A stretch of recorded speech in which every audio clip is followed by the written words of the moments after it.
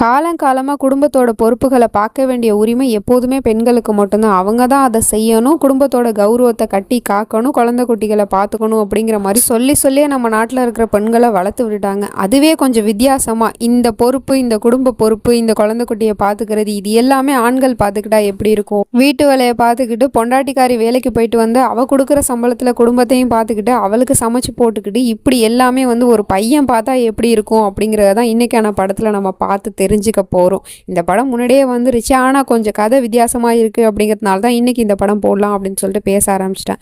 இந்த படத்தோட ஸ்டார்டிங் சீன்லேயே பார்த்தா ஒரு பொண்ணுக்கு கல்யாணம் நடந்துக்கிட்டு இருக்கு, ரொம்பவே கிராண்டாக. நம்ம ஹீரோயினுக்கு கிடையாது, ஹீரோயினோட ஃப்ரெண்டுக்கு.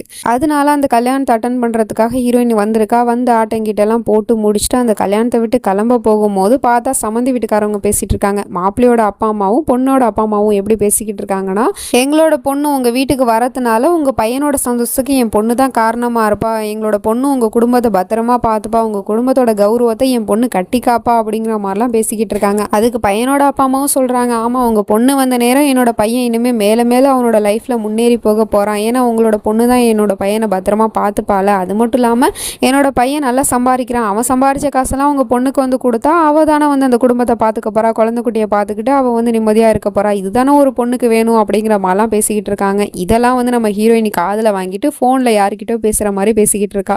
இன்னைக்கு நான் எங்கே வந்திருக்கேன்னு தானே கேட்டேன், நான் இன்னைக்கு ஒரு இளவு வீட்டுக்கு வந்திருக்கேன் அப்படின்னு சொல்லிக்கிட்டு இருக்கா. இதை கேட்டு தான் அவங்க 4 பேர் முழிக்கிறாங்க. என்னடா இவ கல்யாணக்கார வீட்டுக்கு வந்துட்டு இப்படி சொல்கிறாளே அப்படின்னு சொல்லிட்டு. ஆமாம்மா நான் இளவு வீட்டுக்கு தான் வந்திருக்கேன், பின்ன என்ன சொல்கிறது, இன்னைக்கு ஒரு கல்யாணம் நடக்குது இங்கே, அந்த கல்யாணத்தில் ஒரு பொண்ணை இன்னொரு வீட்டுக்கு அடிமையாக அனுப்ப போகிறாங்க, அவளோட மொத்த சந்தோஷமும் சரி, அவளோட மொத்த கெரியரும் சரி இந்த இடத்துல இன்னைக்கு ஸ்பாயில் ஆயிடுச்சு. இதுக்கப்புறம் பொண்ணு எப்போதுமே பையனை தான் டிபெண்ட் பண்ணி இருப்பா, அவன் கொடுக்குற காசில் தான் இவ வாழ்வா, அவளோட மொத்த சந்தோஷமும் அவனுக்காக சாக்ரிஃபைஸ் பண்ண வேண்டியதாக இருக்கும், இதுதானே இன்னைக்கு நடக்க போகுது, அதனால இதை இளவு விடுன்னு சொல்ல முடியும் அப்படிங்கிற மாதிரி சொல்லி பேசிக்கிட்டு இருக்கா. இப்படிலாம் அவள் பேசுறத கேட்டு அங்கே இருக்கிறவங்க எல்லாரும் பார்த்துக்கிட்டு இருக்காங்க. என்ன இவ இப்படிலாம் பேசுறா அப்படின்னு சொல்லிட்டு உடனே சடனாக காலை கட் பண்ணிட்டு, சாரி நீங்கள் இங்கே இருக்கிறத நான் கவனிக்கவே இல்லை, நான் கொஞ்சம் வெளிப்படையாக உண்மையை பேசிட்டேன், நான் இங்கேருந்து போகிறேன் அப்படின்னு சொல்லிட்டு அங்கேருந்து கிளம்பிடுறா. இதுலேருந்து தெரியுது நம்ம ஹீரோயினி ஒரு மாடர்ன் லைஃப் ஸ்டைலுக்கு ஏற்ற பொண்ணு, அவள் எப்போதுமே சொந்த காலில் தான் நிற்பா, யாரையும் டிபெண்ட் பண்ணி இருக்க மாட்டா அப்படிங்கிறது. அதுக்கப்புறம் கிளம்பி ஃப்ளைட்டில் போகும்போது யாரோ ஒரு ஆள் பக்கத்தில் அழுகுற சத்தம் கேட்குது. பார்த்தா நம்ம ஹீரோ தான் அழுதுகிட்டு இருக்கான். என்னாச்சு உங்களுக்கு, ஓகே ஏதாவது வேணுமா அப்படின்னு சொல்லிட்டு கேட்கும்போது, ஆமாம் எனக்கு அம்மா வேணும் அப்படின்னு சொல்லிட்டு அழுதுகிட்டு இருக்கான். உடனே அங்கே இருக்கிற ஏரோசிஸ்ட்டை கூப்பிட்டு, இங்கே பாருங்க இவருக்கு இவரோட அம்மா வேணுமா, எங்கேயாவது இங்கே இருந்தாங்கன்னா தேடி கண்டுபிடிச்சி கொடுங்க அப்படிங்கிற மாதிரி சொல்லிடுறான். என்ன இவ இப்படி பேசிக்கிட்டு இருக்காளே அப்படிங்கிற மாதிரி முழிச்சிக்கிட்டு இருக்கான். அதுக்கப்புறம் அவங்களும் அங்கே இருந்து போயிடுறாங்க. அப்புறம் அவங்க 2 பேரும் ஒருத்தர் இன்ட்ரடியூஸ் பண்ணி பேசிக்கிறாங்க. அவங்கவுங்க பேரை சொல்லிக்கிறாங்க. ஹீரோ பேர் கபீர் போல, நம்ம ஹீரோயின் பேர் கியா. அப்போதான் ஹீரோ சொல்கிறான், இன்னைக்கு தான் என்னோட பர்த்டே, அது மட்டும் இல்லாமல் இந்த நாளில் தான் என்னோட அம்மாவும் என்னை விட்டு போனாங்க, இறந்து போயிட்டாங்க, அவங்கள நினச்சி தான் நான் அழுதுகிட்டு இருக்கேன், அவங்கள நான் ரொம்பவே மிஸ் பண்ணுறேன் அப்படின்னு சொல்லிக்கிட்டு இருக்கான். நீ என்ன லூஸா, இன்னைக்கு தான் நீ பிறந்திருக்க அப்படிங்கும்போது உன்னோட பர்த்டேவை தானே நீ செலிப்ரேட் பண்ணணும், அதை விட்டுட்டு உன் அம்மா உன்னை விட்டு போன நாளில் போய் செலிப்ரேட் பண்ணி இப்படி அழுதுகிட்டு உட்காந்துருக்க, இன்னைக்கு தானே உன்னோட அம்மா உன்னை இந்த உலகத்துக்கு கொண்டு வந்தாங்க, அந்த நாளை செலிப்ரேட் பண்ணு அப்படின்னு சொல்லிக்கிட்டு இருக்கான். அதுக்கப்புறம் 2 பேரும் ஒரு பார்ல போய் உட்காந்து பேசிக்கிட்டு இருக்காங்க. பர்த்டே செலிப்ரேட் பண்ணுறதுக்காக நம்ம ஹீரோயினி தான் பியரெல்லாம் ஆர்டர் பண்ணி நம்ம ஹீரோக்கு ட்ரீட் வைக்கிறா போல. அப்போதான் கேட்டுக்கிட்டு இருக்கா, இந்த மாதிரி உனக்கு அப்பாவை பிடிக்காதா, நீ அம்மா பிள்ளையா அப்படின்னு சொல்லிட்டு கேட்கும்போது, ஆமாம் நான் ஆப்வியஸ்லி அம்மா பிள்ளை தான், எனக்கு அம்மாவை தான் ரொம்ப பிடிக்கும் அப்படின்னு சொல்லிக்கிட்டு இருக்கான். அதான் நீ அழுகும் போதே நான் தெரிஞ்சுக்கிட்டேனே, அப்புறம் என்ன மேலே சொல்லு அப்படின்னு சொல்லிட்டு கேட்கும்போது, என்னோட அப்பா ஒரு பெரிய பிஸ்னஸ்மேன், ஆனால் அவரை மாதிரிலாம் எனக்கு பிஸ்னஸ் பண்ணலாம் கொஞ்சம் கூட ஆசையும் இல்லை விருப்பமும் இல்லை அப்படிங்கிற மாதிரி சொல்லிக்கிட்டு இருக்கான். சரி உன்னோட கனவு என்ன, என்னை பற்றி மட்டுமே கேட்டுக்கிட்டு இருக்கேன், உன்னோட ட்ரீம் என்ன அப்படின்னு சொல்லிட்டு கேட்கும்போது ஹீரோயினி சொல்கிறான், நான் இப்போ மார்க்கெட்டிங் மேனேஜராக இருக்கேன், இன்னும் அடுத்தடுத்த ஸ்டெப் மேலே போய் பெரிய பிஸ்னஸ் உமனாக ஆகணும், இதுதான் என்னோட ஆசை, இதுதான் என்னோட ட்ரீமு அப்படின்னு சொல்லிக்கிட்டு இருக்கா. சரி உன்னோட ட்ரீம் என்ன, பிஸ்னஸ் பண்ண விருப்பம் இல்லைன்னு சொல்லிட்டு அப்புறம் நீ என்ன பண்ண ஆசைப்படுற அப்படின்னு சொல்லிட்டு கேட்கும்போது, நான் என் அம்மாவாக இருக்கணும்னு ஆசைப்படுறேன் அப்படின்னு சொல்லிக்கிட்டு இருக்கான். என்ன சொல்கிற அப்படின்னு சொல்லிட்டு கேட்கும்போது, நான் என் அம்மாவாக மாற ஆசைப்படுறேன், எங்கள் அம்மா மாதிரியே நான் இருக்கணும்னு ஆசைப்படுறேன் அப்படின்னு சொல்லிக்கிட்டு இருக்கான். இவன் என்ன லூஸா என்ன பைத்தியம் மாதிரி பேசிக்கிட்டு இருக்கான், ஒருவேளை டிரான்ஸ்ஜெண்டராக ஆக போகிறானா அப்படிங்கிற மாதிரி சொல்லிட்டு ஹீரோயின் இந்த இடத்த விட்டு கிளம்ப போகிறா. அப்போ பார்த்தா அவரோட ஃபோன் மிஸ் ஆகிடுச்சு போல். எங்கே என்னோட ஃபோனை காணுமே அப்படின்னு சொல்லிட்டு தேடும் போது, இவன் உன்னோட நம்பரை கூட நான் கால் பண்ணுறேன் அப்படின்னு சொல்லிட்டு கால் பண்ணுறான். கடைசியில் பார்த்தா அங்கே தான் இருக்குது. சரின்னு சொல்லிட்டு அந்த ஃபோனை எடுத்துகிட்டு அவளும் அங்கேருந்து கிளம்பிடுறா. அடுத்த நாள் ஆகிடுது. நம்ம ஹீரோக்கு தான் ஹீரோயினோட நம்பர் கிடச்சிச்சு இல்லையா, அதனால கால் பண்ணுறான். கால் பண்ணி சொல்லிக்கிட்டு இருக்கான், நீ நினைக்கிற மாதிரி பையன்லாம் நான் ஒன்றும் கிடையாது, நான் ஒன்றும் கேலாம் கிடையாது, எனக்கும் பொண்ணுங்கள்லாம் பிடிக்கும், பார்த்தா லைக் பண்ணுவேன், அப்புறம் அவங்கள ரசிக்கவும் செய்வேன், ஆனால் நீ நினைக்கிற மாதிரி பையன் நான் கிடையாது அப்படின்னு சொல்லிக்கிட்டு இருக்கான். சரியா அப்போ உனக்கு என்னதான் வேணும் அப்படின்னு சொல்லிட்டு கேட்கும்போது, நம்ம மீட் பண்ணலாமா அப்படின்னு சொல்லிட்டு கேட்குறான். அவளும் சரின்னு ஒத்துக்கிறான். அதுக்கப்புறம் ஒரு இடத்துல மீட் பண்ணுறாங்க. அப்போ தான் அவள் கேட்குறா, நீ என்ன சடனாக அன்னைக்கு சொல்லிட்டு போனேன், உன்னோட அம்மா மாதிரி ஆகணும் அப்படின்னு சொன்னியே, அவங்க என்னவா இருந்தாங்க அப்படின்னு சொல்லிட்டு கேட்கும்போது, அவங்க ஒரு ஆர்டிஸ்ட்னு சொல்றான். ஆர்டிஸ்டா அப்படின்னா அவங்க நல்லா படம் வரைவாங்களா அப்படின்னு சொல்லிட்டு கேட்கும்போது, ஆர்டிஸ்ட்னா படம் வரைவங்க மட்டும் ஆர்டிஸ்ட் கிடையாது, ஒரு குடும்பத்தை உருவாக்குறவங்களும் ஆர்டிஸ்ட் தான். அதனால தான் என்னோட அம்மாவை நான் ஒரு ஆர்டிஸ்ட்னு சொன்னேன். இப்போ என்னோட அப்பா வந்து தைரியமாக பிஸ்னஸ் பண்ணுறாரு, அவர் எந்த கவலையும் இல்லாமல் பிஸ்னஸ் பண்ணிக்கிட்டு இருக்காரு, அவர் பெரிய பில்டராக இருக்கிறாருன்னா அதுக்கு காரணம் யார்? என்னோட அம்மா தானே. அவங்க வந்து ஃபேமிலியை பார்த்துக்கிறதுனாலையும், எங்கள் அப்பாவுக்கு சமைச்சு போடுறதுனாலையும், குடும்பத்தை ரன் பண்ணுறதுனாலையும், குழந்தைங்களை பார்த்துக்கிறதுனாலையும் தானே எங்கள் அப்பா சந்தோஷமாக அவரோட வேலையை பார்க்குறாரு, பிஸ்னஸ் பண்ணுறாரு. இதனால எங்கள் அம்மா நிறைய விஷயத்தை சாக்ரிஃபைஸ் பண்ணியிருப்பாங்க. அப்படிப்பட்ட ஒரு ஆர்டிஸ்டாக தான் நான் ஆகணும்னு நினைக்கிறேன். நான் எங்கள் அம்மா மாதிரி ஆகணும்னு நினைக்கிறேன். அவங்கள மாதிரியே ஃபேமிலியை குடும்பத்தை பார்த்துக்கணும், ஒரு ஹவுஸ் ஒய்ஃபாக வாழணும்னு நினைக்கிறேன் அப்படிங்கிற மாதிரி சொல்லிக்கிட்டு இருக்கான். இவன் அப்படி பேசுகிறதா பார்த்ததும் நம்ம ஹீரோயினே ஒரு நிமிஷத்தில் இம்ப்ரெஸ் ஆகிடுறான். என்ன இவன் வித்தியாசமான ஆளாக இருக்கிறானே அப்படின்னு சொல்லிட்டு. அடுத்த நாள் திரும்பவும் மீட் பண்ணிக்கிறாங்க. அப்போ நம்ம ஹீரோ கேட்டுக்கிட்டு இருக்கான், உனக்கு வந்து ஆள் இல்லையா, நீ சிங்கிளாக தான் இருக்கியா அப்படின்னு சொல்லிட்டு கேட்கும்போது, ஆமாம் நான் சிங்கிளாக தான் இருக்கேன், அதுக்காக லவ்வே பண்ணலைன்னு சொல்லிட முடியாது, நானும் லவ் பண்ண, நிறைய பேர் என்னையும் லவ் பண்ணாங்க, ஆனால் கொஞ்ச நாள் என் கூட இருப்பாங்க, அதுக்கப்புறம் நான் என்னோட கரியர் தான் முக்கியம், நான் கல்யாணத்துக்கு அப்புறம் இப்படி தான் இருப்பேன் அப்படின்னு சொன்னதுக்கப்புறம் அவங்க வந்து என்னை விட்டு போயிடுவாங்க.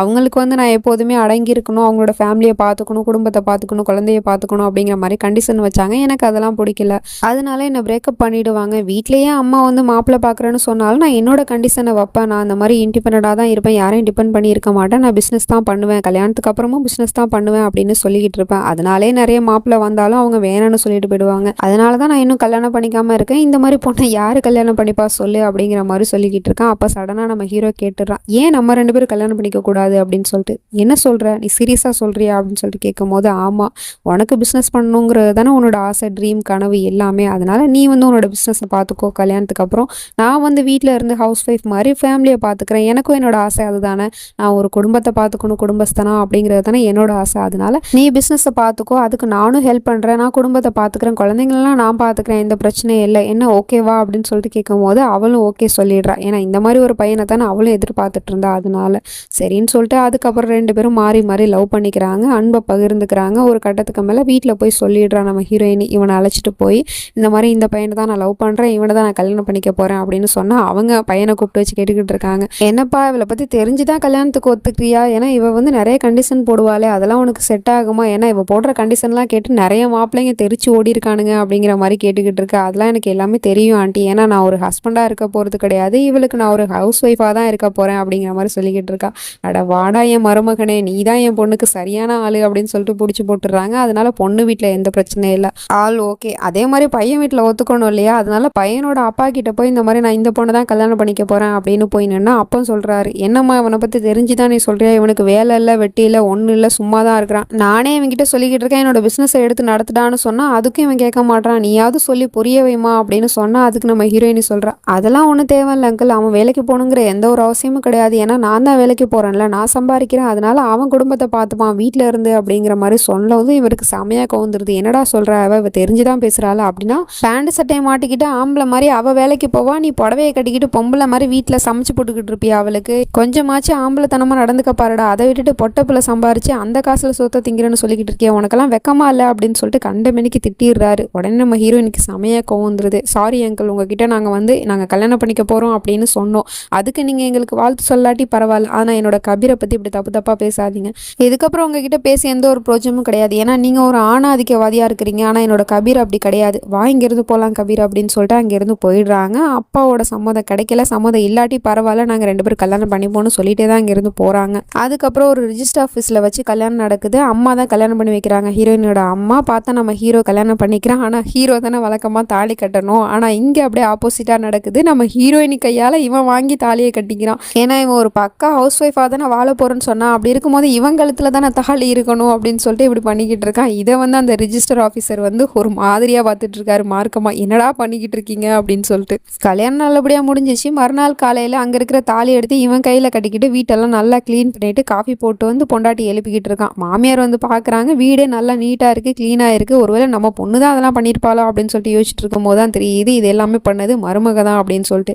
சரி நம்ம போய் சமைக்கலாம் அப்படின்னு சொல்லிட்டு கிச்சனுக்குள்ளே என்ட்ரி ஆகுறாங்க. ஆனால் அவன் வந்து கிச்சனே விட மாட்டேங்கிறான், இந்த கிச்சன் டியூட்டி இனிமேல் என்னோடது, இதுக்கப்புறம் நீங்கள் இங்கெல்லாம் வரக்கூடாது அப்படின்னு சொல்லிட்டு மாமியாரை அனுப்பி வச்சுட்டு 2 பேருக்கும், மாமியாருக்கும் பொண்டாட்டிக்கும் இவனே சமைச்சு போட்டுக்கிட்டு ஆஃபீஸ்க்கும் அனுப்பி வைக்கிறான் பொண்டாட்டியை நல்லபடியாக. அப்படி போகும்போது கூட சீக்கிரமாக வந்துருங்க அப்படின்னு சொல்லிட்டு ஒரு நார்மல் ஒய்ஃப் எப்படி சொல்லுவாளோ அதே மாதிரியே சொல்லிக்கிட்டு இருக்கான். பக்கா ஹஸ்பண்ட் மெட்டீரியலாக மாறிட்டான் போல. போல. இவளும் சந்தோஷமா ஆஃபீஸ்க்கு போறா. அங்க எல்லாரும் விஷ் பண்றாங்க, இவளுக்கு கல்யாணம் ஆனிச்சுல. அதனால என்ன நீ இவ்வளோ சீக்கிரம் வந்துட்ட அப்படின்னு சொல்லிட்டு கேட்டா, அது அப்படித்தான் அப்படின்னு சொல்லிட்டு சமாளிச்சுக்கிட்டு இருக்கா. அதுக்கப்புறம் பார்த்தா இங்கே வீட்டில் வந்து ஒரு வேலைக்காரி வந்துக்கிட்டு இருக்கா. ஆல்ரெடி வந்து ஒரு வேலைக்காரி வச்சிருப்பா போல ஹீரோயினி. அதனால அவள் வந்து வீட்டில் யாருமே இல்லை அப்படின்னு சொல்லிட்டு வீட்டுக்கு வந்த உடனே ஏசி ஆன் பண்ணிட்டு இவ படிக்க சோஃபாவில் உட்காந்துட்டு யாருக்கும் கால் பண்ணி வான்னு சொல்லிட்டு கூப்பிடுறா. கூப்பிட்ட கொஞ்ச நேரத்துலேயே பார்த்தா ஒரு பையன் வரான். அவன் கூட இவ கிஸ் பண்ணிக்கிட்டு ரொமான்ஸ் பண்ணிக்கிட்டுலாம் இருக்கிறா. அதை வந்து நம்ம ஆள் வந்து தூரத்துல இருந்து பால்கனி வழியாக பார்த்துக்கிட்டு தான் இருக்கான். என்னடா நடக்குது இங்கே அப்படின்னு சொல்லிட்டு நேராக அவங்க ரெண்டு பேரும் இவங்களோட பெட்ரூமுக்கே போயிடுறாங்க. நம்ம ஹீரோயினோட பெட்ரூமுக்கே. அங்கே போய் அவங்களோட வேலையெல்லாம் முடிச்சுட்டு வெளியே வரும்போது நம்ம ஹீரோ வந்து எதிர்த்தாப்புல நிற்கிறான். பார்த்துட்டு பயந்துடுறா. சார் நீங்கள் என்ன இங்கே இருக்கீங்க, நீங்கள் வேலைக்கு போகலையா அப்படின்னு சொல்லிட்டு கேட்கும்போது, அதெல்லாம் இருக்கட்டும், என்ன நீ பண்ணிக்கிட்டு இருக்க, அதுவும் என் வீட்டில் எங்கள் வீட்டில் இப்படி தான் பண்ணுவியா, அப்போ எப்போதும் இப்படி தான் நடக்குதா, என்னோட ஒய்ஃபை வந்து வேலைக்கு போனதுக்கப்புறம் நீ இப்படி தான் பண்ணிக்கிட்டு இருப்பியா, உன்னோட பாய் ஃப்ரெண்ட் அழைச்சிட்டு வந்து காதல் பண்ண வேண்டியதான், அப்படி இப்படின்னு இருக்க வேண்டியதான், அதெல்லாம் உன் வீட்டில் பண்ணணுமா, ஊரா வீட்டில் பண்ணக்கூடாது. சரி உனக்கு இந்த மாதம் எவ்வளோ சம்பளம் அப்படின்னு சொல்லிட்டு கேட்கும்போது 15,000ன்னு சொல்கிறா. அதில் நான் ஒரு 5,000 இந்த மாதம் பிடிச்சிப்பேன் அப்படின்னு சொல்லிக்கிட்டு இருக்கான். எதுக்குன்னு கேட்டால் எங்களோட பெட்ரூமை யூஸ் பண்ணல, அதனால தான் ரூம் சார்ஜ், போ இங்கேருந்து, இதுக்கப்புறம் இந்த மாதிரிலாம் நடக்கக்கூடாது அப்படின்னு சொல்லிட்டு வான் பண்ணி அனுப்பி வச்சிடறான். ஆஃபீஸ் முடிஞ்சு வீட்டுக்கு வர பொண்டாட்டிக்கு விதவிதமாக சமைச்சு போடுறான். சமைச்சு போட்டுட்டு இந்த மாதம் செலவுக்கு காசு வேணும் கொடு அப்படின்னு சொல்லிட்டு பொண்டாட்டி கையால் காசை வாங்கி குடும்ப செலவு பக்கம் மிச்சத்தை சேமித்து வச்சுக்கிட்டு இருக்கான். அதுக்கப்புறம் வீட்டுக்கு என்னெல்லாம் திங்ஸ் தேவையோ அது எல்லாத்தையுமே வாங்கி போட்டு வீட்டையே பக்காவாக மாற்றி வச்சுக்கிட்டு இருக்கான். சமைக்கிறதுலேருந்து துவைக்கிற வரைக்கும் எல்லாத்தையும் இவனே தான் பார்த்துக்கிட்டு இருக்கான். இப்படி நம்ம ஹீரோ குடும்பத்தை கவனிக்கவும் நம்ம ஹீரோயினி அவள் எந்த ஒரு கவலையுமே இல்லாமல் அவளோட பிஸ்னஸில் மேலே மேலே முன்னேறி போயிட்டே இருக்கிறா. அப்புறம் ஒரு நாள் ஹீரோயினி புருஷன்கிட்ட சொல்லிக்கிட்டு இருக்கா, இந்த மாதிரி என்னோட ஆஃபீஸ் ஸ்டாஃப் எல்லாருமே வீட்டுக்கு வந்து ஒரு பார்ட்டிக்கு இன்வைட் பண்ணியிருக்கேன், அதனால நீ வந்து வீட்டை அழகாக ரெடி பண்ணிவிடு அப்படின்னு சொன்னதும் அவனும் அழகாக ரெடி பண்ணி வச்சுட்டு இருக்கான் பக்காவா. அப்போ சொல்கிறா புருஷன்கிட்ட, இந்த மாதிரி என்னோட ஆஃபீஸ் ஸ்டாஃப் எல்லாரும் வருவாங்க வீட்டுக்கு, அப்போ நீ வந்து உங்ககிட்ட என்ன வேலை பார்க்குற அப்படின்னு சொல்லிட்டு கேட்டால், நீ வந்து இப்படி சொல்லு, நீ வந்து உன்னோட அப்பா பிஸ்னஸ் தான் பார்த்துக்கிறேன் அப்படின்னு சொல்லு அப்படின்னு சொல்லிக்கிட்டு இருக்கா. ஏன் அப்படி நான் சொல்லணும் அப்படின்னு சொல்லிட்டு கேட்டால், ஆமாம் நீ இந்த மாதிரி வீட்டில் ஹவுஸ் ஒய்ஃபாக வீட்டை கவனிச்சிக்கிற அப்படின்னு சொல்லிட்டு தெரிஞ்சா அவங்க என்ன நினைப்பாங்க அப்படின்னு சொல்லிட்டு கேட்டுக்கிட்டு இருக்கா. மற்றவங்க நினைக்கிறத விட நீ என்ன நினைக்கிற, நீ வந்து உன்னோட ஆஃபீஸ் ஸ்டாஃப் முன்னாடி என்னை வந்து ஒரு ஹவுஸ் ஒய்ஃபாக தான் நான் இருக்கேன் அப்படின்னு சொல்கிறதுல உனக்கு நீ வந்து அவமானமாக நினைக்கிறியா அப்படின்னு சொல்லிட்டு கேட்டுக்கிட்டு இருக்கான் கொஞ்சம் சோகமாக. உடனே இவளுக்கு அப்போ தான் தோணுது, நம்ம எல்லாமே தெரிஞ்சு தானே கல்யாணம் பண்ணிக்கிட்டோம், அப்படியே நம்ம இப்படி சொன்னோம் அப்படின்னு சொல்லிட்டு புருஷனை வந்து சமாதானப்படுத்திக்கிட்டு இருக்கா. I am so sorry Kabir, நான் சடனாக வந்து எல்லா ஒய்ஃபும் திங்க் பண்ணுற மாதிரியே யோசிச்சிட்டேன், நான் வந்து உன்னை பற்றி தெரிஞ்சு தானே கல்யாணம் பண்ணிக்கிட்டேன், அப்படியே வந்து நான் அந்த மாதிரி யோசிக்கணும். சரி ஒன்றும் பிரச்சனை இல்லை, நீ என்ன பண்ணுற அப்படிங்கிறத நான் இன்றைக்கி எல்லோரும் முன்னாடி சொல்லிடுறேன், நீ என்ன வேலை பார்க்குற, நீ என்னவா என் கூட இருக்கிற அப்படிங்கிறது எல்லாத்தையுமே நான் சொல்லிடுறேன் அப்படின்னு சொல்லிடுறேன். அதே மாதிரியே வீட்டுக்கு எல்லா கெஸ்ட்டும் வந்துடுறாங்க, மொத்த ஆஃபீஸ் ஸ்டாஃபும் வந்துடுறாங்க. அவங்க கிட்ட வந்து சொல்லிக்கிட்டு இருக்கா, எல்லாரும் கேட்டுட்டு இருந்தீங்களா என்னோட புருஷன் என்ன வேலை பார்க்குறான்னு சொல்லிட்டு, என்னோட புருஷன் ஒரு ஹவுஸ் ஒய்ஃபாக இருக்கிறான், அவன் வந்து குடும்பத்தை நல்லபடியாக பார்த்துக்கிறதுனால தான் நான் வந்து ஆஃபீஸில் நல்லபடியாக போய் வேலை பார்க்க முடியுது, உங்கள் கூடலாம் நான் ஜாலியாக ஒர்க் பண்ண முடியுது, இதுக்கு முழு காரணம் என்னோட புருஷன் தான் அப்படின்னு சொல்லிட்டு பெருமையாக சொல்லிக்கிட்டு இருக்கா. வந்தவங்களும் கைத்தட்டி பாராட்டிக்கிட்டு தான் இருக்கிறாங்க. அதில் ஒரு பொண்ணு ட்ரிங்க்ஸை கீழே தள்ளிவிட்டு கிளாஸை உடச்சிடுறான். அதை கூட நம்ம ஹீரோ எந்த ஒரு கர்வமும் இல்லாமல் க்ளீன் பண்ணிக்கிட்டு இருக்கான். வந்த ஸ்டாஃப் எல்லாருமே போயிடுறாங்க. அதுக்கப்புறம் இப்போ மறுநாள் ஆயிடுது. ஏதோ ஒரு பிஸ்னஸ் மீட்டிங்காக துபாய்க்கு வந்திருக்காங்க ரெண்டு பேரும். அங்கே போய் பார்த்தா நம்ம ஹீரோயினி அவளோட வேலையை பார்த்துக்கிட்டு இருக்கா, மீட்டிங் அட்டன் பண்ணிக்கிட்டு இருக்கா. ஆனால் நம்ம ஹீரோ மட்டும் தனியாக ஹீரோயினோட ஃப்ரெண்ட்ஸு கூட வந்து ஊர் சுற்றிக்கிட்டு இருக்கிறான். நைட்டு பார்ட்டி நடக்குது, அங்கே கூட புருஷனை கொஞ்சம் கூட கண்டுக்கவே இல்லை. ஏதோ ஒரு ஃபாரினர் கூட ஹீரோயினை பேசிக்கிட்டே இருக்கல தவிர புருஷனை வந்து இன்ட்ரடியூஸ் பண்ணி வைக்கவே இல்லை யார்கிட்டயோ பேசிக்கிட்டே இருக்கிறா. அப்போ போய் இவன் வந்து வாக்கியா ரூமுக்கு போகலாம் அப்படின்னு சொல்லிட்டு கூப்பிட்டுக்கிட்டு இருக்கா. நீ போ நான் வரேன் அப்படின்னு சொல்லிட்டு புருஷன்காரனை அனுப்பி வச்சிடறா. இவனுக்கு அந்த இடத்துல ஒரு மாதிரியாக தான் இருக்குது. அங்கேருந்து கிளம்பி ரூமுக்கு போயிடுறான். பார்த்தா நம்ம ஹீரோயினி பாதி ராத்திரியில் வரா, ரொம்பவே லேட் நைட்டில் தான் வரா. என்னாச்சு இவ்வளோ நேரம் நீ என்ன பண்ண அப்படின்னு சொல்லிட்டு கேட்கும்போது, ஒரு பிஸ்னஸ் விஷயமா ஒரு ஆள்கிட்ட பேசிக்கிட்டு இருந்தேன், அவர் மட்டும் ஓகே சொல்லிட்டாருன்னா அப்புறம் நம்ம வந்து நல்லா செட்டில் ஆகிடலாம், நியூயார்க்கில் போய் செட்டில் ஆகிடலாம், அவர் வந்து எனக்கு ஜாப் தரேன்னு சொல்லியிருக்காரு அப்படிங்கிற மாதிரிலாம் சொல்லிக்கிட்டு இருக்கா. இதை கேட்டதும் இவனுக்கு செமையாக கடுப்பாயிடுது. என்னாச்சு கபீர், ஏன் எதுவும் சொல்ல மாட்டேற அப்படின்னு சொல்லிட்டு கேட்டால், என்ன சொல்லணும், இன்னைக்கு நீ வந்து யார்கிட்டயாவது என்ன நீ இன்ட்ரடியூஸ் பண்ணியா, ஏன் உனக்கு வெக்கமாக இருக்கா, நான் வந்து ஒரு ஹவுஸ் ஒய்ஃபாக தான் இருக்குன்னு சொல்கிறதுக்கு உனக்கு வெக்கமாக இருக்கா, உனக்கு என்னை விட வேலை தானே ரொம்பவே முக்கியம், அதனால தானே அவங்ககிட்ட ரொம்ப நேரம் பேசிக்கிட்டு இருந்தப்போ நீ அவங்ககிட்ட போய் இன்னைக்கு நைட்டு படுத்துரு, அப்புறம் பார்த்தா அவனுக்கு ஒரு நாளைக்கே வேலை கொடுத்துருவான், அதுவும் நியூயார்க்கில் அப்படின்னு சொல்லிட்டு கொஞ்சம் தப்பாக பேசிடுறான். இதை கேட்டது நம்ம ஹீரோயினுக்கு செமையாக கோவந்துருது. எவ்வளோ திமிரு தான் இந்த மாதிரி பேசுவேன், எல்லாம் தெரிஞ்சு தானே கல்யாணம் பண்ணிக்கிட்டேன், நான் பிஸ்னஸ் பண்ணுறேன்னு உனக்கு தெரியும், அப்படி இருக்கும்போது பிஸ்னஸ் பண்ணுறவங்கள்ட்ட பேச தானே ஆகணும், அதனால நீ என்ன சந்தேகப்படுறியா, நீ என்னை வந்து அவங்க கூட வச்சு தப்பாக பேசுகிற, நீ ஒரு சராசரி புருஷங்கிறத காமிக்கிறியா, நீ இவ்வளோ ஒரு கேவலமான பையனாக இருப்பேன் நான் கொஞ்சம் கூட எதிர்பார்க்கல அப்படின்னு சொல்லிட்டு பயங்கரமாக கத்திக்கிட்டு இருக்கா. உடனே அவளை சமாதானப்படுத்தணும் அப்படின்னு சொல்லிட்டு இவன் அவளை கிஸ் பண்ணிடுறான். அதுக்கப்புறம் ஒரு சம்பவமே பண்ணிடுறான். பேசிக்கிடுறாங்க. சமாதானமும் ஆயிட்டாங்க இந்த இடத்துல. இப்போ மறுநாளாக எடுத்து வீட்டுக்கு ஒரு ஆள் வராரு. கியா இல்லையாப்பா அப்படின்னு சொல்லிட்டு கேட்கும்போது, கியா ஆஃபீஸ்க்கு போயிட்டா, நீங்கள் யார் அப்படின்னு சொல்லிட்டு கேட்கும்போது, நான் தான்ப்பா இந்த வீட்டோட ஹவுஸ் ஓனர் அப்படின்னு சொல்லிக்கிட்டு இருக்காரு. அப்படியே உள்ள வாங்க அப்படின்னு சொல்லிட்டு உட்கார வச்சு பேசிக்கிட்டு இருக்கான். அப்போ தான் அவர் சொல்கிறாரு, எனக்கு கொஞ்சம் பண கஷ்டமாக இருக்குப்பா, அதனால நான் இந்த வீட்டை விற்க போகிறேன் அப்படின்னு சொல்லிட்டு போயிடுறாரு. இந்த விஷயத்த நம்ம ஹீரோயின் கிட்ட சொன்னால் அவள் வந்து சரி ஓகே ஒன்றும் பிரச்சனை இல்லை, வேறு ஃப்ளாட்டு பார்த்துட்டு போயிடலாம் அப்படிங்கிற மாதிரி ஈஸியாக சொல்லிக்கிட்டு இருக்கா. அதெல்லாம் முடியாது, இந்த வீட்டை எப்படியாவது நம்ம வாங்கி ஆகணும், ஏன்னா இந்த வீட்டில் ஒவ்வொரு சின்ன சின்ன மெமரிஸும் இருக்குது, அதனால நம்ம இந்த வீட்டை விட்டு போகக்கூடாது, இந்த வீட்டை எப்படியாவது வாங்கி ஆகணும் அப்படின்னு சொல்லிக்கிட்டு இருக்கான். நீ என்ன பைத்தியமா, நான் வாங்குற சம்பளத்துக்குலாம் இந்த வீட்டை வாங்க முடியாது அப்படின்னு சொல்லிக்கிட்டு இருக்கா. அதெல்லாம் எனக்கு தெரியாது, இந்த வீட்டை எப்படியாவது வாங்கி ஆகணும், நான் ஏதாவது பண்ணுறேன் அப்படின்னு சொல்லிட்டு ராவா பகலாக யோசிக்கிறான் நம்ம ஹீரோ. பட்ஜெட்லாம் போட்டு பார்க்குறான், வீட்டுக்கு எவ்வளோ மாதம் மாதம் செலவாகுது அப்படின்னு சொல்லிட்டு பார்க்கும்போது ஒரு லட்சம் கிட்ட தாண்டிடுது. அப்படி இருக்கும்போது எப்படி நம்ம வந்து வீட்டை வாங்குறது அப்படின்னு சொல்லிட்டு யோசிச்சுக்கிட்டு இருக்கான். அதனால பக்கத்து வீட்டு ஆண்டியெல்லாம் கூப்பிட்டு வச்சுக்கிட்டு ஏதோ ஒரு மீட்டிங் மாதிரி போட்டுக்கிட்டு இருக்கான். அப்போ அந்த பக்கத்து வீட்டு ஆண்டிங்கெலாம் சொல்லிக்கிட்டு இருக்கு, உன் மொண்டாட்டி மாதிரி அழகாக ஸ்லிம்மாக இருக்கணும்னு எங்களுக்கு ஆசையாக இருக்குது, அதெல்லாம் சாத்தியமே இல்லை அப்படிங்கிற மாதிரி பேசிக்கிட்டு இருக்கு. எப்படி நீங்கள் சாத்தியம் இல்லைன்னு சொல்லுவீங்க, அதுக்கு தான் நான் இருக்கேன்ல அப்படின்னு சொல்லிட்டு இவன் ஒரு டயட் சார்ட்டை சொல்கிறான். இந்த மாதிரி டயட் சார்ட்டை வச்சு தான் என் மொண்டாட்டியும் ஸ்லிம்மாக இருக்கிறா, அது மாதிரி நீங்களும் ஆகணும்னா என்ன காண்டாக்ட் பண்ணுங்கள், டெய்லி நீங்கள் வந்து என்கிட்ட வந்து ஒரு கிளாஸ் அட்டன் பண்ணுங்கள், நான் வந்து உங்களுக்கு எக்ஸசைஸ்லேருந்து டயட் சார்ட்லேருந்து என்னென்ன சாப்பிடணும் அப்படிங்கிற எல்லாத்தையுமே நானே உங்களுக்கு சொல்லி கொடுத்துருவேன், அதுக்கு இவ்வளோ பணம் நீங்கள் கொடுத்துடணும், என்ன ஓகேவான்னு சொல்லிட்டு கேட்கும்போது அந்த ஆண்டிங்களும் ஒத்துக்குது, ஓகே டன் அப்படின்னு சொல்லிட்டு அடுத்த நாளே பார்த்தா இவன் கூப்பிட்டான்னு சொல்லிட்டு டயட் சார்ட்லாம் வந்து மெயின்டைன் பண்ணிக்கிட்டு இருக்காங்க. எக்ஸசைஸ் அது இதுன்னு சொல்லிட்டு என்னென்னமோ பண்ணி உடம்பு குறைக்கிறதுக்கு என்னென்னமோ சொல்லி கொடுத்துக்கிட்டு இருக்கான். அவங்களும் பண்ணிட்டு மாதம் மாதம் பணத்தையும் கொடுத்துக்கிட்டு இருக்காங்க. இப்படியே ஒரு வழியாக நிறைய பணம் சேர்ந்துருது அவனுக்கு. அந்த ஆண்டிங்களும் உடம்பையும் குறைச்சிருதுங்க இவன் புண்ணியத்தில். அதனால அந்த பணத்தை வச்சு ஒரு வழியாக வீட்டையும் வாங்கிடுறான் நம்ம ஹீரோ. எல்லா ப்ராப்ளம் முடிஞ்சிருச்சு அப்படின்னு சொல்லிட்டு நிம்மதி பெருமூச்சு விட்டுக்கிட்டு நம்ம ஹீரோ வந்து மாமியார்கிட்ட பேசிக்கிட்டு இருக்கான். அப்போ தான் பார்த்தா ஹீரோயின் என்ன பண்ணுறான்னா ஆஃபீஸ்லேருந்து ரொம்பவே வேகமாக கோவத்தோடு வந்து பாத்ரூமில் போய் கதவை சாத்திக்கிறா. என்னாச்சு உனக்கு அப்படின்னு சொல்லிட்டு கேட்கும்போது ஹோனு ஒப்பாரி வச்சு அழுதுகிட்டு வெளியில் வந்து கத்திக்கிட்டு இருக்கா. எல்லாம் உன்னால தாண்டா, உன்னால தான் என்னோட வாழ்க்கையே போயிடுச்சு, என்னோட கரியர் போயிடுச்சு, என்னோட ட்ரீம் எல்லாமே நீ அழிச்சிட்ட அப்படின்னு சொல்லிட்டு கத்திக்கிட்டு இருக்கா. அப்படி என்ன நான் பண்ணிட்டேன் அப்படின்னு சொல்லிட்டு கேட்கும்போது, ஒன்னால தான் நான் வந்து ப்ரெக்னெண்ட்டாக இருக்கேன் அப்படின்னு சொல்லிக்கிட்டு இருக்கா. என்ன சொல்லிட்டு இருக்கா, அப்படிலாம் நடக்கிறதுக்கு சான்ஸே இல்லை, நம்ம தான் ப்ரொடெக்ஷன் யூஸ் பண்ணணுமே அப்படின்னு சொல்லிக்கிட்டு இருக்கான். ஆனால் அதே மாரி நான் இப்போ ப்ரெக்னென்ட் ஆகிட்டேன்ல, இப்போ என்ன பண்ணுறது, நீ என்னோட வாழ்க்கையே அழிச்சிட்டடா அப்படின்னு சொல்லிட்டு அவங்ககிட்ட சண்டை போட்டுக்கிட்டு இருக்கா. ஒன்றும் பிரச்சனை இல்லை, நீ இங்கே இரு, நான் வந்துடுறேன் அப்படின்னு சொல்லிட்டு அவன் இங்கேருந்து போய் மெடிக்கலில் போய் நிறைய ப்ரெக்னன்சி கிட் வாங்கிட்டு வந்துக்கிட்டு இருக்கான்.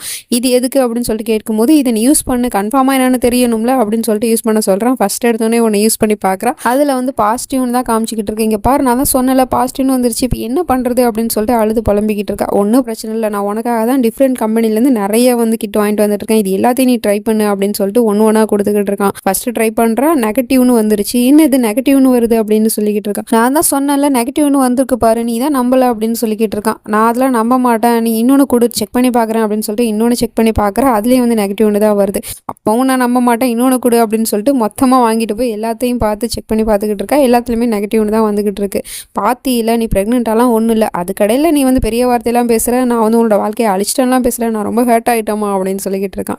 சாரி பேபி, நான் ஏதோ தெரியாமல் பேசிட்டேன் கோவத்தில், ஐம் ஸோ சாரி அப்படின்னு சொல்லிட்டு சாரி கேட்டுக்கிட்டு இருக்கா. ஒரு வழியாக ரெண்டு பேரும் சமாதானம் ஆகிட்டாங்க. வீட்டு ப்ராப்ளம் ஒரு வழியாக முடிஞ்சிருச்சு. ஆஃபீஸில் ஏதோ பிரச்சனை போல். அப்போ நம்ம ஹீரோயினி தான் செமையாக ஒரு ஐடியா கொடுக்குறா. அது பயங்கரமாக பிக்கப் ஆகி பெரிய லெவலில் ரீச் ஆகி பிஸ்னஸே பெருசாக பெருகிட்டு போயிட்டுருக்கு. அதனால் நம்ம ஹீரோயினிக்கு ஒரு பெரிய போஸ்டிங்கை கொடுத்து உட்கார வச்சிடுறாங்க. அதுக்கப்புறமா நம்ம ஹீரோயினி பயங்கரமாக உழைக்கிறா. பெரிய லெவலில் உழைச்சி பெரிய ஒரு பிஸ்னஸ் உமனாகவே மாறிட்டா. அவார்டு கொடுக்குற அளவுக்கு வளர்ந்துட்டா. எங்கேயாவது ஒரு ஹோட்டலுக்கு சாப்பிட போனால் கூட அங்கே கூட நம்ம ஹீரோயினி பெரிய லெவலில் ஃபேமஸ் ஆனதுனால அவளை கூட நின்று எல்லாரும் ஃபோட்டோ எடுத்துகிட்டு இருக்காங்க. ஃபோட்டோ எடுக்கிறது யார், புருஷங்காரன் தான். அப்புறம் ஒரு நாள் இன்டர்வியூ நடக்குது. அப்போ வந்து கேட்டுக்கிட்டு இருக்காங்க இன்டர்வியூவில், நீங்கள் எப்படி மேடம் ஒரு சராசரியான ஹவுஸ் ஒய்ஃபாக இருந்துக்கிட்டு வீட்டையும் பார்த்துக்கிட்டு பிஸ்னஸ்லையும் இவ்வளோ பெரிய அளவில் சாதிச்சிருக்கீங்களே, எப்படி உங்களால் முடிஞ்சிச்சு அப்படின்னு சொல்லிட்டு கேட்கும்போது, ஆக்சுவலி வீட்டை பார்த்துக்கிற பொறுப்பு என்னோடதுல என்னோட ஹஸ்பண்ட் தான் பார்த்துக்கிறாரு, அவர்னால தான் இன்னைக்கு நான் பிஸ்னஸ் வேர்ல்டில் இவ்வளோ பெருசாக சாதிக்க முடிஞ்சிச்சு அப்படின்னு சொல்லிக்கிட்டு இருக்கா. அப்படியா, உங்களோட ஹஸ்பண்டை பார்க்கணுன்னு எங்களுக்கு தோணுதே, நாங்கள் ஒரு இன்டர்வியூ எடுத்துக்கலாமா உங்கள் ஹஸ்பண்ட் கூட அப்படின்னு சொல்லிட்டு கேட்கும்போது, நம்ம ஹீரோயினி வந்து புருஷங்கிட்ட சொல்லிக்கிட்டு இருக்கா, இந்த மாதிரி ஒரு இன்டர்வியூ எடுக்கணும்னு சொல்கிறாங்க அப்படின்னு சொன்னால் ஃபஸ்ட்டு அவன் ஒத்துக்கல.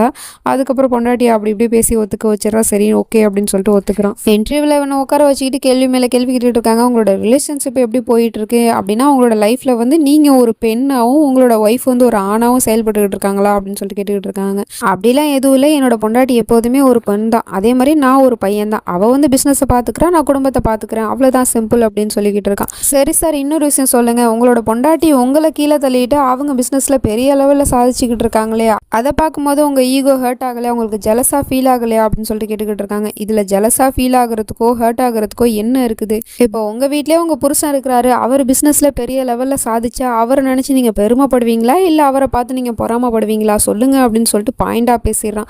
அதுக்கு இவங்களால எந்த ஒரு பதிலுமே சொல்ல முடியல, அமைதியாக உட்காந்துருக்காங்க. அதே மாதிரி தான் என்னோட பொண்டாட்டி பிஸ்னஸில் பெரிய லெவலில் சாதிச்சானா அதை நினச்சி நான் பெருமை தான் படுவேனே தவிர நான் வந்து ஜெலஸாக ஃபீல் பண்ண மாட்டேன் அப்படின்னு சொல்லிடுறான். இவன் கொடுத்த இந்த இன்டர்வியூ பெரிய லெவலில் ரீச் ஆகிடுது, எல்லாருமே இதை பற்றி தான் பேசிக்கிட்டு இருக்காங்க, ட்ரெண்டிங் ஆகிடுது, பயங்கர வைரல் ஆகிடுது. அதனால் ஆஃபீஸில் இருக்கிற எல்லா ஸ்டாஃபுமே வந்து நம்ம ஹீரோயின் கிட்ட வந்து உங்கள் புருஷன் நல்லா பேசினார், உங்கள் புருஷனோட இன்டர்வியூ பார்த்தேன், அவர் நல்லா பேசியிருக்காரு, அப்படி பேசியிருக்காரு, இப்படி பேசியிருக்காருன்னு சொல்லிட்டு புகழ்ந்து பேசிக்கிட்டு இருக்காங்க. இவளும் அப்படியா அப்படின்னு சொல்லிட்டு அதை சாதாரணமாக தான் எடுத்துக்கிட்டா. ஆனால் அடுத்த நாளே பார்த்தா வீட்டில் வரைக்கும் வந்து இன்டர்வியூ எடுத்துக்கிட்டு இருக்காங்க. இவனோட லைஃப் ஸ்டைலில் ஒவ்வொரு விதமாக வந்து எடுத்துக்கிட்டு இருக்காங்க, ஒவ்வொரு கம்பெனிலேருந்து ஒவ்வொரு டிவி சேனல்லேருந்தும் வந்து எடுத்துக்கிட்டு இருக்காங்க. இவனும் இன்டர்வியூலாம் கொடுக்குறான், ரொம்பவே ஹாப்பியாக. இவனை பற்றி புக் எழுதுகிற அளவுக்கு ரொம்பவே ஃபேமஸ் ஆகிட்டான், பெரிய ஸ்பீச் எல்லாம் கொடுத்துக்கிட்டு இருக்கான், பெரிய பெரிய ஸ்டேஜில் ஏறி அந்த அளவுக்கு இவன் இப்போ ஃபேமஸ் ஆகிட்டான். பொண்டாட்டி அளவுக்கு ஈக்குவலாக இவனும் வந்து ஒரு ஃபேமஸான ஆள் அப்படிங்கிற மாதிரி வளர்ந்து வந்துட்டான். அது மட்டும் இல்லாமல் நம்ம ஹீரோயினோட கம்பெனிலே வந்து ஒரு ஆட் பண்ணி கொடுக்க சொல்லி உன்னோட புருஷன்கிட்ட சொல்லுவான் அப்படின்னு சொல்லிக்கிட்டு இருக்காங்க. அவளும் வந்து இந்த மாதிரி என்னோட கம்பெனிக்கு ஒரு ஆட் பண்ணி கொடுக்க சொல்லி என்னோட பாஸ் சொன்னார் அப்படின்னு சொல்லுவோம். அவனும் ஒத்துக்கிறான். ஆயில் கம்பெனி தான் போல, அதனால ஆயில் ஆட் பண்ணி கொடுத்துருக்கான். இப்படி நிறைய இன்டர்வியூன்னு சொல்லிட்டு பயங்கர பிஸியானதுனால வீட்டில் சுத்தமாக வந்து வேலை வெட்டியே பார்க்கறது இல்லை போல். நம்மளால் வந்து சமைக்கிறது கூட கிடையாது. ஹீரோயினி ஆஃபீஸ் போயிட்டு வந்து பார்க்கும்போது ஒரு சாப்பாடு கூட செஞ்சு வச்சிடலாமல் வெறுமனை தான் இருக்குது. இதனால அவளுக்கு கொஞ்சம் டென்ஷனாகவும் ஆகுது, ஒரு இடத்துல கொஞ்சம் அப்படியே போகாமல் லைட்டாக எட்டி பார்க்குற மாதிரி தெரியுது, புருஷன் வந்து தன்னை விட இப்படி மேலே வளர்ந்துக்கிட்டு போகிறானே அப்படின்னு சொல்லிட்டு. ஏன்னா இவ்வளோ நாளாக இவ ஒரு ஃபேமஸான பொண்ணுன்னு இவ பக்கத்தில் நின்று ஃபோட்டோ எடுத்தவங்களாம் இப்போ புருஷங்காரன் பக்கத்தில் நின்று ஃபோட்டோ எடுத்துக்கிட்டு இருக்காங்க. அப்படியே நிலைமை தலைகீழாக மாறிடுச்சு. அப்புறமா ஹீரோயினோட ஆஃபீஸில் வந்து ஏதோ வெளிநாட்டுக்கு டூருக்கு போக சொல்லிடுறாங்க, ஏதோ பிஸ்னஸ் மீட்டிங்காக. அதனால புருஷங்கிட்ட சொல்கிறா. அவனும் வந்து இதுக்கு எந்த ஒரு மறுப்பும் தெரிவிக்கல, போயிட்டு வா தாராளமா அப்படின்னு சொல்லிட்டு அனுப்பி தான் வைக்கிறான். அதே சமயம் அமிதாப் பச்சனை காட்டுறாங்க, பெரிய ஸ்டாராக தான் காமிக்கிறாங்க. சொல்லப்போனால் இவரோட வீட்டில் கூட இவரோட பொண்டாட்டி வந்து நம்ம ஹீரோவோட ப்ரோக்ராமை தான் பார்த்துக்கிட்டு உட்காந்துருக்காங்க. அமிதாப் பச்சனை வந்து கேட்குறாரு ரிமோட்டை, ஐபிஎல் பார்க்கணும் கொடுன்னு சொன்னால், என்ன உங்களுக்கு ஐபிஎல் தான் முக்கியமாக போச்சா, இந்த பையனை பாருங்கள் எப்படி எவ்வளோ அழகாக பேசுகிறான், அவன் பொண்டாட்டியோட கனவை நிறைவேற்றுறதுக்காக அவன் எவ்வளோ துணையாக இருக்கிறான், அவன் எவ்வளோ விஷயத்தை சாக்ரிஃபைஸ் பண்ணியிருக்கான் பாருங்க அப்படிங்கிற மாதிரிலாம் புகழ்ந்து பேசிக்கிட்டு இருக்காங்க. இதை பார்த்து தான் அமிதாப் பச்சனுக்கே கடுப்பாக தான் ஆகுது. என்ன அவன் என்ன அப்படி பெருசாக பண்ணிட்டான், ஏன் நான் உனக்காக எதுவுமே பண்ணலையா அப்படின்னு சொல்லிட்டு கேட்டுக்கிட்டு இருக்காரு. அப்படி என்ன நீங்கள் பெருசாக பண்ணிட்டீங்க, இப்போ வரைக்கும் உங்களுக்கு ஒரு சுடு தண்ணி போட்டு குடிக்க முடியுமா தனியாக என்னோட ஹெல்ப் இல்லாமல், அதுக்கே என்னோட தொண்டை தேவைப்படுது அப்படிங்கிற மாதிரிலாம் சொல்லிக்கிட்டு இருக்காங்க. இப்போ என்ன தான் பண்ணணும், உனக்கு என்ன தான் வேணும், இப்போ சொல்லு நான் நிறைவேற்றுறேன் அப்படின்னு சொல்லிட்டு கேட்டுக்கிட்டு இருக்காரு. இதோ இந்த டிவியில் பேசிட்டு இருக்கான் பாருங்க, இந்த பையனை நான் பார்க்கணும், இவன் கூட ஒரு மீட்டிங் ஃபிக்ஸ் பண்ணுங்க அப்படின்னு சொல்லிட்டு அந்த அம்மா போயிடுது. இவன் கூடயா, அப்படி என்ன இவன் ஸ்பெஷலான ஆளா அப்படிங்கிற மாதிரி பார்த்துக்கிட்டு இருக்காரு. அதே சமயம் இந்த மீட்டிங் விஷயம் வந்து நம்ம ஹீரோ வந்து பொண்டாட்டிக்கிட்ட சொல்லிக்கிட்டு இருக்கான். இந்த மாதிரி அமிதாப் பச்சன் வீட்டுக்கு வந்து என்னை இன்வைட் பண்ணியிருக்காங்க, போகட்டுமா அப்படின்னு சொல்லிட்டு ஒரு பர்மிஷனாக தான் கேட்குறான். அதுக்காக வேண்டா வருப்பா, உன் இஷ்டம் என்னமோ அதை பண்ணிக்கோ அப்படிங்கிற மாதிரி சொல்லிட்டு ஃபோனை கட் பண்ணிடுறான். சரி போகத்தான் சொல்கிறா போல அப்படின்னு சொல்லிட்டு நம்ம ஹீரோவும் கிளம்பி நேராக அமிதாப் பச்சனோட வீட்டுக்கும் வந்துட்டான். அங்கே போய் பார்த்தா இந்த அம்மா பிடிச்சி வச்சுக்கிட்டு அவங்ககிட்ட கதையாக பேசிக்கிட்டு இருக்கு. அமிதாப் பச்சன் பார்த்துக்கிட்டு இருக்காரு. நான் இவ்வளோ பெரிய ஸ்டாரு, என்ன என் பொண்டாட்டி மதிக்க மாட்டா, போய் இவங்கிட்ட இப்படி பேசுகிறாள் இவ்வளோ ஜாலியா அப்படிங்கிற மாதிரி பார்த்துட்டு இருக்காரு. ஊருக்கே பருப்பாக இருந்தாலும் வீட்டுக்கு தொடப்பக்கட்ட தானே அப்படிங்கிற மாதிரி தான் இருக்குது. இந்த அம்மாவும் நல்லபடியாக அவங்ககிட்ட பேசிட்டு கிஃப்டெல்லாம் கொடுத்து அனுப்பி வைக்கிது, போயிட்டு வாப்பா அப்படின்னு சொல்லிட்டு. அதுக்கப்புறம் அவனும் அங்கேருந்து கிளம்பி வரான். அப்போ தான் ஃபோனை பார்க்குறான், பொண்டாட்டிக்கிட்டேருந்து அத்தனை மிஸ்கால் வந்துருக்கு. என்னாச்சோ ஏதாச்சோன்னு சொல்லிட்டு இவன் பதறி அடிச்சுட்டு போய் பார்க்குறான். ஹாஸ்பிட்டலுக்கு வந்திருக்கான் நேராக. அங்கே போய் பார்த்தா மாமியாருக்கு உடம்பு சரியில்லை போல, அதனால தான் அத்தனை ஃபோன் கால் வந்து ஹீரோயினி பண்ணியிருக்கா. டாக்டர் சொல்கிறாரு இவங்களுக்கு மைனர் ஹார்ட் அட்டாக் வந்திருக்கு அப்படின்னு சொல்லிட்டு. இந்த விஷயம் நம்ம ஹீரோயினுக்கு தெரிஞ்ச உடனே ஃப்ளைட்டை பிடிச்சி உடனே அம்மாவை பார்க்கறதுக்கு வந்துடுறா. அம்மாவை பார்த்துட்டு புருஷங்காரனை தனியாக கூப்பிட்டு பேசிக்கிட்டு இருக்கா. அதாவது படிக்கட்டில் கீழே இறங்கிட்டு வரும்போதே சண்டை போட்டுக்கிட்டு தான் இருக்கா. நான் உங்ககிட்ட சொல்லிட்டு தானே போனேன் எங்கள் அம்மாவை பத்திரமா பார்த்துக்கோன்னு சொல்லிட்டு, உன்னை நம்பி தானே என்னோட அம்மாவை நான் விட்டுட்டு போனேன். அப்படி இருக்கும்போது நீ அம்மாவை கவனிக்காமல் நீ அந்த அமிதாப் பச்சனை பார்க்கறதுக்காக அவங்க வீட்டுக்கு போயிட்டா. இப்போ பாரு, அதனால எங்கள் அம்மாவுக்கு என்ன ஆச்சுன்னு, ஹார்ட் அட்டாக்கே வந்துருச்சு. எங்கள் அம்மாவுக்கு ஏதாவது நான் ஆயிருந்துச்சுன்னா நான் என்ன பண்ணியிருப்பேன், எனக்குன்னு இருக்கிற ஒரே ஒரு உறவு எங்கள் அம்மா மட்டும்தான் அப்படின்னு சொல்லிக்கிட்டு இருக்கா. ஏன் அப்போ நான் இல்லையா அப்படின்னு சொல்லிட்டு கேட்குறான். நீ தான் இருக்கியே, உன்னோட வேலையை பார்த்துக்கிட்டு இன்டர்வியூ கொடுத்துக்கிட்டு ஸ்பீச் கொடுத்துக்கிட்டு நீ தான் இருக்கியே, உனக்கு ஃபேமஸ் ஆகணுங்கிறது தானே ஆசை, அதனால தான் நீ அம்மாவை கவனிக்காமல் விட்டுட்ட. அது மட்டும் இல்லாமல் நீ என்னை யூஸ் பண்ணியிருக்க, நீ எவ்வளோ பெரிய சீட்டராக இருந்திருக்குன்னு நான் இப்போ தான் தெரிஞ்சுக்கிட்டேன். ஆக்சுவலி என்னை கல்யாணம் பண்ணிக்கிட்டதே நீ ஃபேமஸான ஆளாக ஆகணுங்கிறதுக்காக தான். இந்த மாதிரி ஒரு பொண்ணோட கனவுக்கு துணையாக நிற்கிறதுக்காக ஒரு புருஷங்காரன் வந்து ஹவுஸ் ஹஸ்பண்டாக இருந்தான்னா அதை ஊர் வித்தியாசமாக தானே பார்க்கும், அது மூலமாக நீ ஃபேமஸாகவும் ஆயிடுவ. அதனால தான் நீ என்னை யூஸ் பண்ணியிருக்க. இப்போ தான் எனக்கு புரிஞ்சு நீ ஒரு சீட்டர், நீ ஒரு ஃப்ராடு, இந்த அளவுக்கு நீ ஒரு மோசமானவனா இருப்பேன் நான் கொஞ்சம் கூட எதிர்பார்க்கல. இங்கேருந்து போடா ஃபர்ஸ்ட், என் மூஞ்சிலே முழிக்க முழிக்காத அப்படின்னு சொல்லிட்டு அவனை பயங்கரமாக திட்டிடுறான். ஆனால் அம்மா அப்படின்னு சொல்கிறான். ஏன் அம்மா தானே, ஏன் அம்மாவை எனக்கு பத்திரமா பார்த்துக்க தெரியும், இங்கேருந்து போ ப்ளீஸ் அப்படின்னு சொல்லிட்டு அவனை விரட்டி விட்டுறான். இந்த அளவுக்கு பொண்டாட்டிக்காரி பேசினதுக்கப்புறம் புருஷனால் மட்டும் எப்படி நிம்மதியாக இருக்க முடியும் அந்த வீட்டில். அதனால மொத்தத்தையும் பேக் பண்ணிவிட்டு அவன் படிக்க அங்கேருந்து கிளம்புறதுக்கு போகிறான். அப்படி போகும்போது கூட அந்த வீட்டில் இருக்கிற ஒவ்வொரு நினைவுகளையும் நினச்சி பார்த்துட்டே அந்த வீட்டை விட்டு கிளம்புறான். இந்த பக்கம் நம்ம ஹீரோயினி அந்த கிஃப்ட்டை எடுத்து ஓப்பன் பண்ணி பார்க்குறான். அமிதாப் பச்சனோட பொண்டாட்டி கொடுத்துருப்பாங்க இல்லையா, ஆக்சுவலி சொல்லி தான் கொடுத்துருப்பாங்க, இதை உன்னோட பொண்டாட்டிகிட்ட கொடுத்துரு அப்படின்னு சொல்லிட்டு. நான் கொடுத்தேன்னு சொல்லுன்னு சொல்லிட்டு தான் கொடுத்துருப்பாங்க. அதனால அந்த கிஃப்ட்டை இங்கேயே வச்சுட்டு போயிட்டா. அந்த கிஃப்ட்டை எடுத்து நம்ம ஹீரோயினி எடுத்து ஓப்பன் பண்ணி பார்க்குறா. அதில் பார்த்தா ஒரு பிள்ளையார் சிலை இருக்குது. அது கூடவே ஒரு லெட்டரும் எழுதி வச்சுருக்காங்க. அதை எடுத்து படித்து பார்க்குறா. அதில் அந்த அம்மா எழுதியிருக்கு, இந்த பாருமா, உனக்கு கிடைச்ச மாதிரி ஒரு புருஷன் யாருக்கும் கிடைக்க மாட்டான். ஏன்னா இந்த காலத்தில் எந்த ஒரு புருஷனும் தன்னோட பொண்டாட்டி தன்னை விட மேலே உயர்ந்து போகிறத விரும்ப மாட்டான். அதுலேயும் ஓம் புருஷன் உன்னை வேலைக்கு அனுப்பிட்டு அவன் வீட்டை பார்த்துக்கிறான். ஆனால் ஒரு சராசரியான குடும்ப வாழ்க்கை இப்படி இருக்காது. புருஷன் வேலைக்கு போனால் பொண்டாட்டி அவருக்காக தன்னோட எல்லா கனவுகளையும் எல்லா சந்தோஷத்தையும் சாக்ரிஃபைஸ் பண்ணி தான் புருஷனை மேலே கொண்டு வருவாங்க. அந்த வகையில் பார்க்கும்போது உன் புருஷன் ரொம்பவே நல்ல பையம்மா. ஏன்னா உன் புருஷன்கிட்ட பேசும்போது அவனோட கண்ணிலேயே நான் பார்த்தேன், ஆணுங்கிற கர்வம் அவனுக்கு கொஞ்சம் கூட இல்லை. இந்த மாதிரி ஒரு பையன் கிடைக்கிறதுக்கு நீ ரொம்பவே கொடுத்து வச்சிருக்கணுமா அப்படிங்கிற மாதிரிலாம் எழுதியிருக்காங்க. இதெல்லாம் படித்ததுக்கு அப்புறமா தான் நம்ம ஹீரோயினுக்கே ரியலைஸ் ஆகுது, அப்படின்னா நாம தான் தப்பு பண்ணியிருக்கோன்னு. அம்மாவை முழிச்சு பார்த்துட்டு கண்ணை முழிச்ச உடனே மருமகன் எங்கன்னு தான் கேட்குறாங்க, கபீர் எங்கன்னு தான் கேட்குறாங்க. அப்போதான் இவ அம்மா கிட்ட சொல்லி புலம்பிக்கிட்டு இருக்கா. ஐம் ஸோ சாரிம்மா, நான் ரொம்பவே தப்பு பண்ணிட்டேன். கபீர் இங்கேருந்து போயிட்டான், அதுக்கு காரணமே நான் தான். அவனை பயங்கரமாக திட்டி இங்கேருந்து அனுப்பிச்சிட்டேன். நான் சொல்ல போனால் ரொம்பவே செல்ஃபிஷாக இருந்திருக்கேன்ல. என்னோட புருஷன் என்னை விட கொஞ்சம் மேலே போயிட்டான் அப்படிங்கும் போது அவனை நினச்சி நான் பொறாமப்பட்டிருக்கேன், ரொம்பவே ஜெலஸாக ஃபீல் பண்ணியிருக்கேன். ஆனால் என்னோட புருஷன் எப்போதுமே என்ன நினச்சி ஒரு நாள் கூட பொறாமையாக ஜெலஸாவோ ஃபீல் பண்ணதே கிடையாது. இது எனக்கு தெரிஞ்சிருந்துமே அவனை நான் எப்படி ஹேட் பண்ணேன்னு தெரியல. அவனை ரொம்பவே நான் பயங்கரமாக திட்டேன். நான் ரொம்பவே செல்ஃபிஷாக இருந்திருக்கேம்மா இந்த இடத்துல, என்ன அவன் மன்னிப்பண்ணான்னு கூட தெரியவே இல்லை, நான் ரொம்ப தப்பு பண்ணிட்டேம்மா அப்படின்னு சொல்லிட்டு அழுது புலம்பிக்கிட்டு இருக்கா. இட்ஸ் ஓகேம்மா, ஒன்றும் பிரச்சனை இல்லை, இப்போவே நீ கபீர் கிட்ட போ, அவன்கிட்ட போய் மன்னிப்பு கேட்டினா அவன் எல்லாத்தையும் மறந்துடுவாமா, அவன் எதையும் மனசில் வச்சுக்க மாட்டான், அவன் ரொம்ப நல்ல பையமா அப்படின்னு சொல்லிக்கிட்டு இருக்காங்க. நானே உனக்காக ஒரு பையனை தேடி இருந்தாலும் இப்படிப்பட்ட ஒரு பையன் எங்கே தேடினாலும் கிடைக்க மாட்டான், அவன் அந்த அளவுக்கு ரொம்பவே நல்லவம்மா, அவன் லட்சத்தில் ஒருத்தவன் இல்லை கோடியில் ஒருத்தவன், அந்த மாதிரி ஒரு பையன் கிடைச்சதுக்கு நீதாம்மா கொடுத்து வச்சிருக்கணும் அப்படிங்கிற மாதிரிலாம் பொண்ணை தேத்திக்கிட்டு இருக்காங்க. அப்போ பார்த்தா சடனாக ஏதோ மெசேஜ் வருது. பார்த்தா ஏதோ ஃப்ளைட் டிக்கெட் புக் பண்ணியிருக்கான் போல். என்னாச்சு, இவன் எதுக்காக ஃப்ளைட் டிக்கெட் புக் பண்ணியிருக்கான், அப்படி இவன் எங்கே தான் போகிறான் அப்படின்னு சொல்லிட்டு கால் பண்ணால் கால் அட்டன் பண்ண மாட்டான், சுவிச் ஆஃப்னு வருது. உடனே டிக்கெட் போடுறவங்களுக்கு ஃபோன் பண்ணி கேட்டுக்கிட்டு இருக்கா. இந்த மாதிரி கபீர் எங்கே போகிறான், எங்கே போகிறதுக்காக அவன் டிக்கெட் புக் பண்ணியிருக்கான் அப்படின்னு சொல்லிட்டு கேட்கும்போது அவர் சொல்கிறாரு சண்டிகர் போகிறதுக்காக அப்படின்னு சொல்லிட்டு. சண்டிகர் எதுக்காக இவ போகணும் அப்படின்னு சொல்லிட்டு யோசிக்கும் போது தான் தெரியுது, கல்யாணத்துக்கு முன்னாடியே சொல்லியிருப்பான், எனக்கு ஏதாவது ஒரு பிரச்சனைனா நான் என்னோட ஃப்ரெண்டை தேடி தான் போவேன், அவன் சண்டிகரில் இருக்கான் அப்படின்னு சொல்லியிருப்பான். அப்படின்னா அவன் அங்கே தான் போகிறானா அப்படின்னு சொல்லிட்டு அம்மாட்ட சொல்லிட்டு இவளும் கிளம்பிடுறான். இந்த பக்கம் பார்த்தா நம்ம ஹீரோ ஃப்ளைட்டில் போயிட்டு இருக்கான், சண்டிகருக்கு போக போகிறான் போல. அப்போ பார்த்தா யாரோ அழுகிற சவுண்டு கேட்குது. உடனே இவன் திரும்பி பார்க்குறான், பக்கத்தில் பார்த்தா பொண்டாட்டி தான் உட்காந்து அழுதுகிட்டு இருக்கா. சாரிங்க, நான் உங்களை டிஸ்டர்ப் பண்ணிட்டேன், ஆக்சுவலி என்னோட புருஷனை நான் தொலைச்சிட்டேன், அவனை நினச்சி தான் நான் அழுகிறேன் அப்படின்னு சொல்லிட்டு அழுதுகிட்டு இருக்கான். இதே மாதிரியே தானே அவனும் பண்ணான். அப்படி தான் இவங்களோட மீட்டிங்கே ஸ்டார்ட் ஆச்சு.